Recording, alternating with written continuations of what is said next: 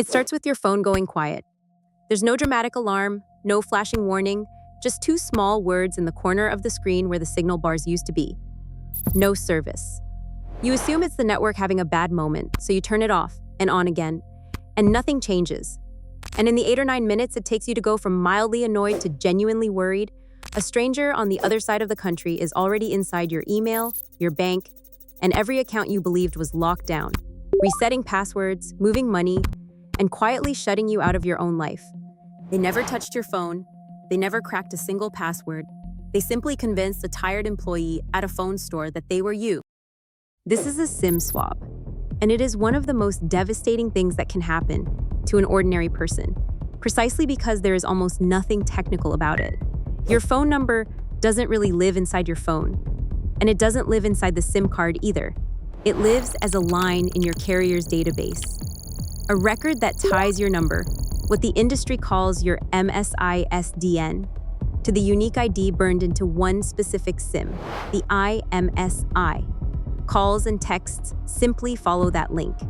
And a link in a database can be repointed. All it takes is for someone to reach the right employee in a store or on a support line and persuade them to bind your number to a blank SIM sitting in the attacker's pocket. These days, they often don't even need the plastic, because an eSIM can be provisioned instantly from anywhere. Nothing to mail, nothing to intercept, nothing to slow it down. The very feature that lets you switch carriers in a few painless minutes is the feature that lets a stranger inherit your identity in the same few minutes. The instant that record flips, your phone goes dark and theirs lights up wearing your name. To understand why that is so catastrophic, you have to see what your phone number has quietly become over the last 10 years.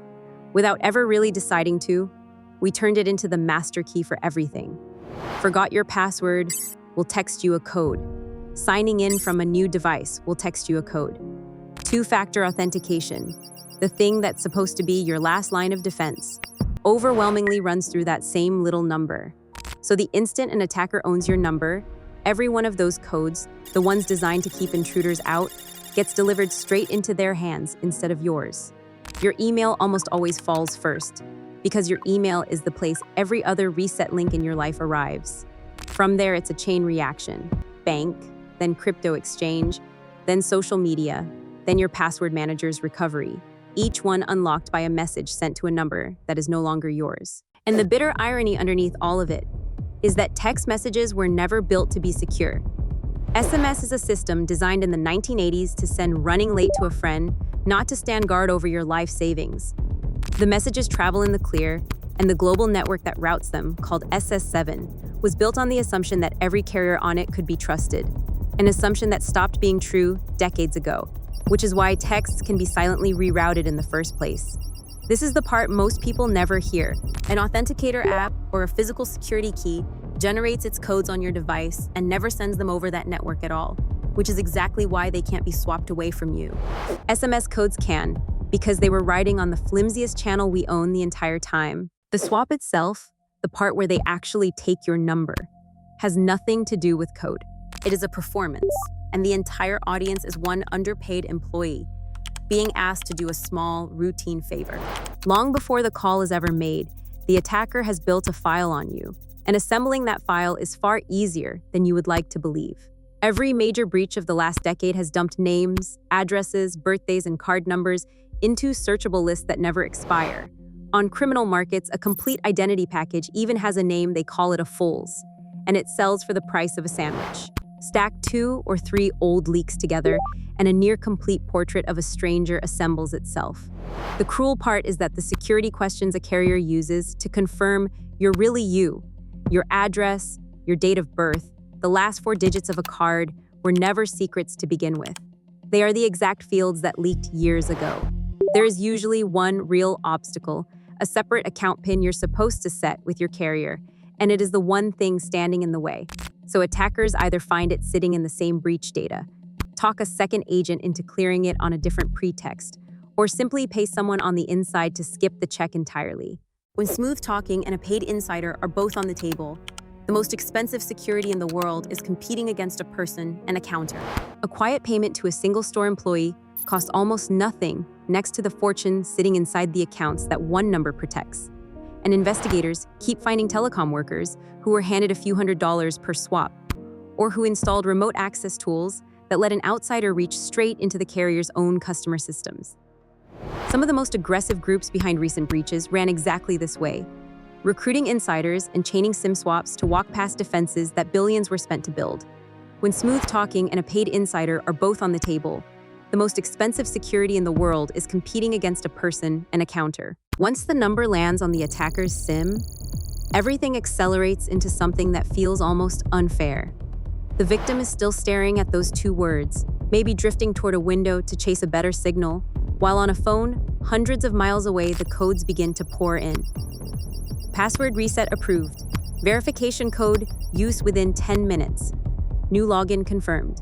In the short, ordinary span of time it takes you to decide whether this is even worth a call to your carrier, your accounts have already changed owners. None of this is rare, and none of it is theoretical.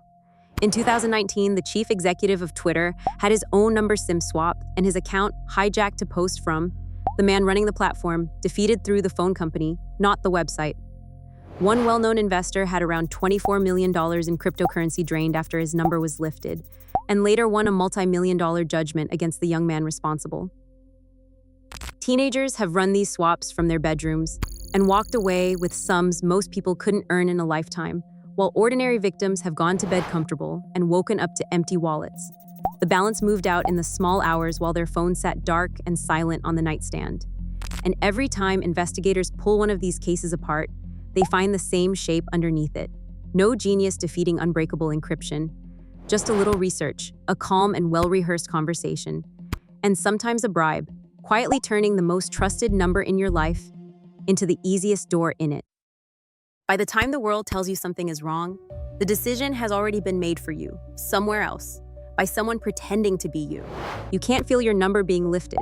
The whole attack unfolds on the far side of a counter you will never stand at, between two people you will never meet, about an account you've half forgotten you even have.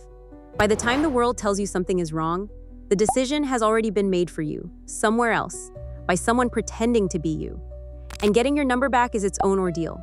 Your phone is a dead brick with no signal, so you end up borrowing someone else's just to reach a support line that puts you on hold. While the attacker, still holding your number, calmly works his way down the list of your accounts. Reclaiming it can take hours, sometimes days, and by the time the number is yours again, the money has already moved, and your own logins have been changed to lock you out. Then comes the second nightmare, proving to every bank and every platform that you are the real you, to the exact same verification systems that just handed your life to a stranger because he knew your birthday. Some people never get all of it back. The break-in lasts a few minutes. The cleanup can swallow the rest of the year. So here's the uncomfortable thing to sit with. The most important password you own isn't a password at all. It's a phone number. And unlike a password, you cannot make it longer, you cannot make it stranger, and you have no way to stop a stranger from talking someone else into handing it over. You would find out the way every victim finds out, not from an alarm and not from a warning. The most important password you own isn't a password at all. It's a phone number.